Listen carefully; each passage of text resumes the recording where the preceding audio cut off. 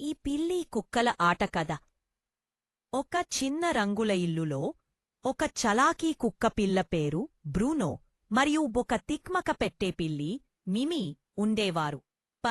బ్రూనోకి బంతితో ఆడటం చాలా ఇష్టం. మిమీకి అయితే ఎక్కటం, దూకటం, కొత్త కొత్త మూలలు చూడటం అంటే చాలా ఇష్టం. ఒక ఉదయం బ్రూనో తన ఎరుపు బంతి కనుక్కొని, భౌ మిమీ, రా ఆడుకుందాం అని అన్నాడు. మిమీ ఆనందంగా, మియావ్, ముందు నేనే ప్రయత్నిస్తా అని బంతిని తన చిన్న పంజాతో నెట్టింది. బంతి టేబుల్ క్రిందకి జారింది. బ్రూనో తోకూపుతూ వెంటనే దాన్ని తీసుకువచ్చాడు. తరువాత బ్రూనో తన ముక్కుతో బంతిని మిమీ వైపు తోశాడు. బంతి తోటలోకి వెళ్ళపోయింది. ఇద్దరూ పరిగెత్తుకుంటూ బయటకి వెళ్లారు.